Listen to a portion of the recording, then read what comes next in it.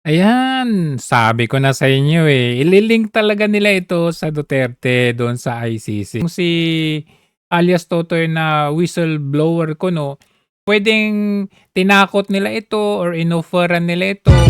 Kasi itong si Dondon Jolly Patidongan na ito ay kasama siya doon sa 6 na wanted noong 2022 kung saan ay hinuli at 2023 kung saan hinuli itong 6 na ito. So ngayon, kung isa siyang suspect doon sa nawawalang sabungero, papaano nangyari na siya ngayon ay isang key witness? Ang tanong, hanggang ngayon wala pang sworn affidavit itong si alias Totoy. Bakit nila pinagbabasehan yung kanyang mga sinabi? In fact, sinabi niya nga na wala siyang talagang matibay na evidence hanggang ngayon. Sa pagkakaalam ko, hindi lang 34 yan, mahigit 100 yan. 34 sabongeros ngayon, mahigit 100. Kaya nga sabi ko, iko-connect talaga nila ito sa ICC ni PRRD. Diyan dinadala ng mga pulis na kumukuha doon sa sabungan. Diyan dinadala sa Talisay, Taal, Batangas Lake. Alam niyo po ba saan party doon, sir? Ano Sabi niya, dyan dinadala. Pero nung tinanong saang parte, hindi niya alam. Sa totoo lang, putol. Putol. Kaya ko nalaman na sa Taal, gawa ng nung kadalasan Diba? marami siyang minsan 8, 10. Siyempre, nagtaka ako kinabukasan, mayroon na naman. Sinabi ko, Sabi niya, dyan dinadala. Pero ngayon, putol. may isang tao na hindi ko na muna pangalanan na isa sa pulis na kaibigan ko, pinakitaan ako ng video. Oh, pinakitaan daw siya ng video. Ito sir, hindi ka maniwala. Doon ko nakikita at doon ko nasabi sa ibang channel na ang pagpatay sa mga missing sabungero ay hindi lang binaril, hindi sinaksak, kung hindi yung parang kanta ba na killing me softly, yung nilalagyan ng tie wire yung leeg at iniikot-ikot hanggang sa mamatay. kayo po ba at some point sa isang daan nito ay nakita niyo in person na ginagawa po yun sa mga sabong? 100 yun ah. Ni isa wala siyang nakita. Yun nga, sinabi ko, wala akong idea. Walang Yung idea. lang nakikita sa cellphone na binidyohan nila. Oh. Noong kinuha niya yung cellphone ko, pinasunog. Oh, sinong nagpasunog? Kinuha. Kaya kulang yung aking ebidensya. Oh, siya nga mismo nagsabi kulang ebidensya. Papaano kayo nagsasayang ng tax pera ng taong bayan para gamitin dyan sa sinasabi ninyong pag-search dyan sa may Taal Lake?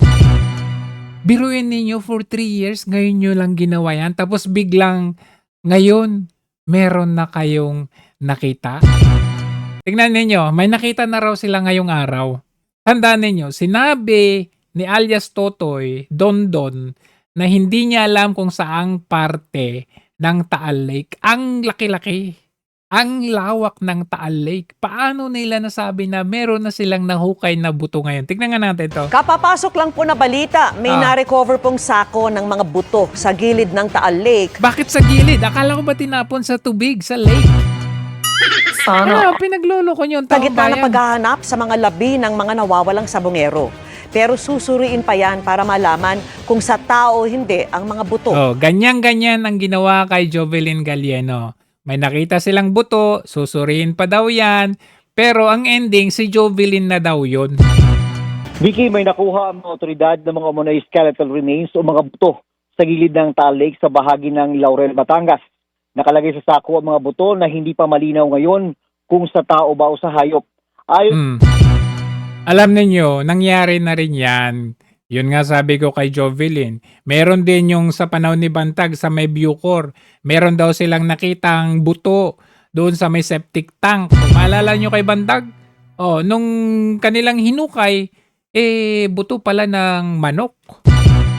Ito, malamang kasi kailangan talaga nila ng body. Kailangan nila ng maka-retrieve ng bodies.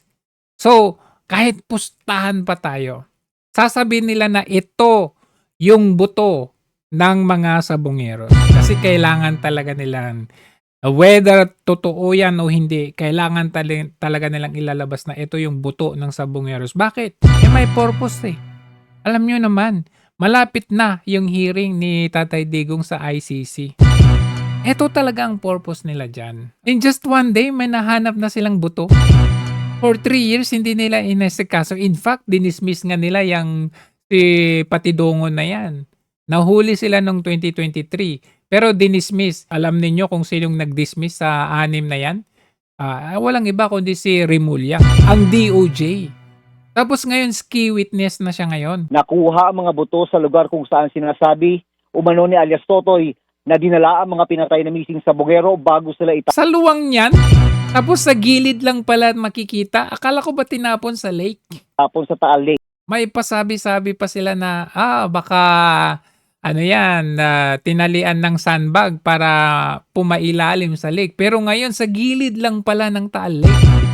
Kasama ng PNP sa mga nakakuha ng buto ang mga taga-DOJ at PCG na kabilang sa mga naghahanap sa labi ng mga missing sabongeros.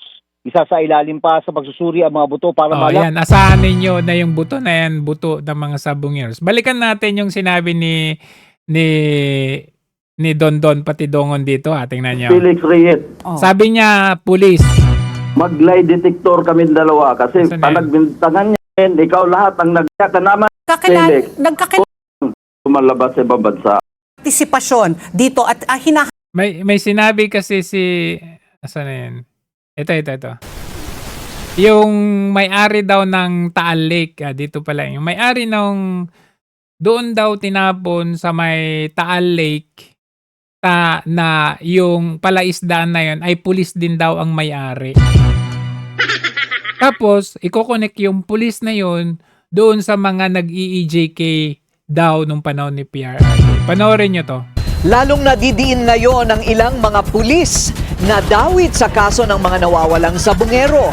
Sila rin daw kasi ang mga tagaligpit ng mga sospek noong kasagsagan ng war on drugs ayon sa isang bagong testigo. Yan ang agenda report ni Joash Malimban, live nag-uulat mula Calamba, Grabe Laguna. talaga. Joash, so ano ang sinabi ng bagong witness na ito na si Arvin Mangyat o Manggiat? Corina, eksklusibo muli nating nakapanayam kanina si Calamba City Councilor Arvin Manggiat, yung bagong witness na lumulutang dito sa missing Sabongeros case. At ang pinakabago niyang revelation o pasabog ay yung alleged link ng mga sangkot na pulis sa drug war operations. Mula sa pagdukot at pagpatay sa mga missing Sabongero, parehong grupo umano ng mga pulis ang sangkot sa ilang extrajudicial killings noong kasagsagan ng Alam madugong na. war on drugs. Alam. Marami sa kanila, intelligence officers. Yan ang kinumpirma Ito na yun. bagong sinasabi lumulutang natin. na witness sa kaso ng mga missing Sabongero, si Calamba City Councilor Arvin Manggiat, ang dating kapitan na siyang inambush at tinangkang patayin umano ng bilyonaryo at gambling tycoon na si Atong Ang matapos mapagkamalang sangkot sa Panchochope. Intel operatives. Sila yung mga nasa Intel. Sila yung nanguhuli sa gambling, sa drugs. Paano ninyo nagiging witness ito? Na napabilang sa drug list ni Tatay Digong. Kaya di ba connected? Sasabihin nito na yung berdugo doon sa missing sa Sabongeros, sila din daw yung nag-extrajudicial killing nung panahon ni Tatay Digong. Pero ito, kasali sa drug list ni Tatay Digong. Ayan, sila yung gumaganap na mga pinag-uutos sa kanila. Yung mga... Paglalahad ni Manggiat, bigla umano siyang nasama sa high-value targets noong 2021. Ito yung listahan ng mga personalidad na sangkot umano sa illegal na droga. Depensa niya, wala siyang kinalaman dito. At una nang inilahad ni Justice Secretary Boying Remulla sa Billionaire News Channel na intertwined ang missing Sabongeros sa mga patayang naganap noong administrasyon ni dating Pangulong Rodrigo See? Sabi sa inyo Duterte. Kinumpirma ni Manggiat sa news team na kilala niya ang karamihan sa mga pulis na kasalukuyang nasa restrictive custody ng PNP. Pero daragdagan pa raw niya ito ng 3 sarhento at 1 police colonel, oras na magsampa siya ng kanyang official complaint sa NAPOLCOM sa susunod na linggo. Oo. Kaya alam ninyo, hindi talaga ang